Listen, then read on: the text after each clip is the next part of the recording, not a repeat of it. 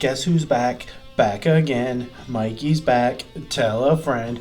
Hey everybody, here I'm with another review for you guys today. And today we're going to be looking at the Lepin Grand Emporium. Oh wait, what's that? It is not the Lepin Grand Emporium. It is not the LEGO Grand Emporium either. It is actually the LELE Grand Emporium. And if you're asking how I got my hands on this set, I actually purchased, or thought I was purchasing the Lepin Grand Emporium, and the AliExpress seller sent me this one instead. For more info on that topic, I suggest you find my Lepin haul and unboxing video number 2, where I go into great detail about that whole process, that whole unpleasant process of it all. Let me say that. But this is what we have, and so this is what we're going to look at.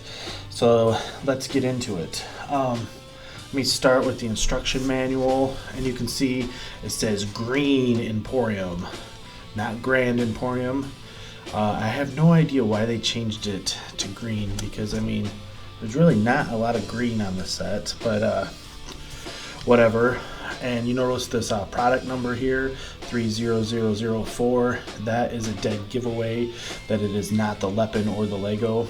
Another dead giveaway, but you'll see it doesn't say Lepin up at the corner, top corner here, which all Lepin sets, the instruction manual will say Lepin up there, as far as to my knowledge, so far, and this one does not. Along with that, and the product number is a dead giveaway that it is not the Lepin set you have received.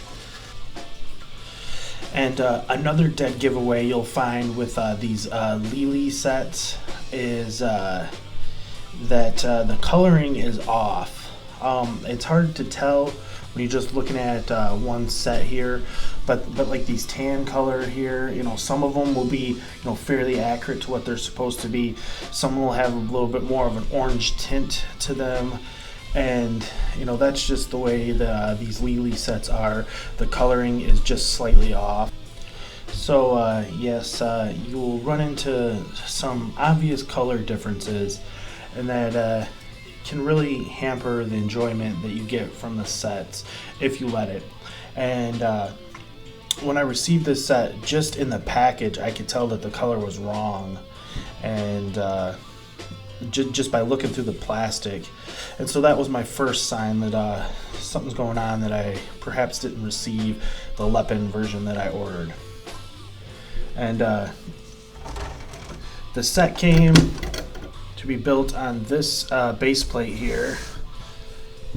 See, it's a little bit of the thicker style again. And of course, I built it on the LEGO base plate, because I'm a firm believer for these knockoff or replica sets, I should say. I highly recommend using a LEGO base plate on all of them. I don't even try to mess with the ones that they come with. And as a fun little bonus, they did send me these 2 light bricks, which, as you can see, I have not opened them, given them a try yet. And I plan to in the near future. I just haven't gotten around to it yet. But even though I did not receive what I ordered, I will say that was kind of a a fun little bonus. And hopefully they have a decent amount of life in them. I'd hate it that they use once and die. That wouldn't be fun. And so let's look at these minifigures here. Got this little boy here in a construction worker type hat, kind of an interesting choice.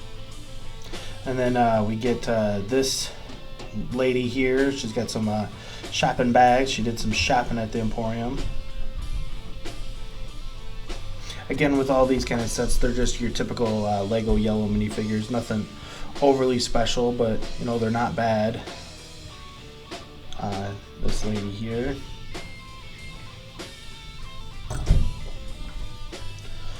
This little window washer guy, which I will get more to him in a minute. And then this guy here is trying on pants. Where are my pants?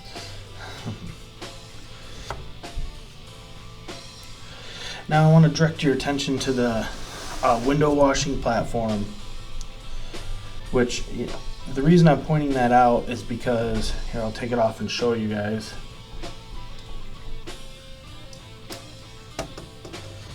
See this here, what it came with? This is not a Lego piece. This actually came in the LELE set, which I was pleasantly surprised by, because this is what you typically get from Lepin. These pieces of junk. So while LELE is not better than Lepin overall, I would not say, they do have these going for them. So for me, that's pretty cool. I'm fairly excited about that. Another thing that I would say is I actually prefer these LELE minifigures over the Lepin counterparts, and I'll show you why. See how hard that is to pull apart? That's not what you usually find with your Lepin minifigures. And also the legs, I can't pull them apart at the seam there, which with your Lepin minifigures, it's very easy to. Usually they don't even come attached at the legs. You have to put them apart, put them together manually. So those are the two positives I will say about LELE. But having said that, it's still not enough for me to say that the quality of this set is superior to Lepin. It was missing some small minor pieces, but that could be because of the colors in the instruction manual. These LELE instructions are beyond frustrating to follow. Sometimes you'll see a color and you'll think you're looking for brown when you really are supposed to be looking for black, or you think you'll be looking for black when really you need dark green or dark gray. It's just the colors are just all over the place in the manuals, and it really creates a very challenging build. Like I've said before, these LELE sets I would say are a couple of the hardest sets I've had to assemble, and the reasons being is just the color discrepancy in the manuals. You don't really know what color you're searching for half the time, which is rather irritating. But here, let's take a moment and let's take a tour of the Emporium itself. And here we go. Here's the inside tour, and you can see this has a rotating swivel type door. I forget what they're called in real life. And then here is the first floor, and this is where the majority of the shopping takes place. You can see there's a couple of mannequins in the window. That's a cool feature. And this floor here, this is not the floor that it's supposed to come with. There was actually nothing on the ground floor. It's just supposed to be the base plate is what you see, and that's why it came with the tan colored one. We actually built it on the green one by mistake, and so when you came inside, it didn't look right with the green everywhere, so we had to do something, and so we just used what tiles we had at our disposal. So that's like the one change that we made to the interior. And I will say that I'm a big fan of the escalator. I think that was a pretty cool design feature. And there's the little, changing room where the guy's trying on his pants. And cash register. Now let me put on the next floor. And here is the second floor. As you can see, more of the escalator. And then this floor doesn't really have a lot going on. You can buy some cups and plates.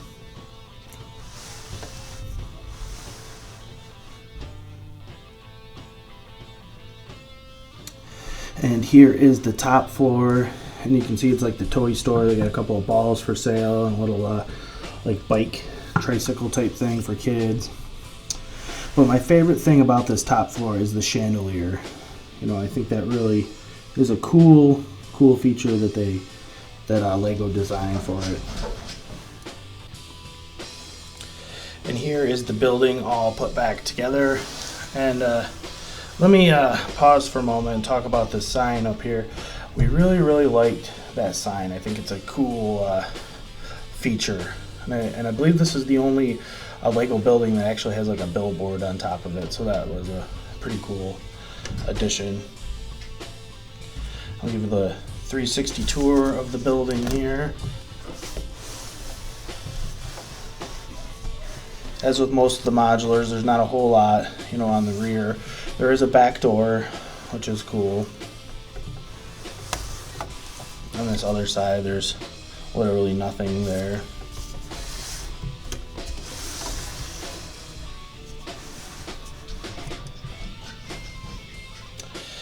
And here it is. I want to show you guys. You see there's some wiggle to it.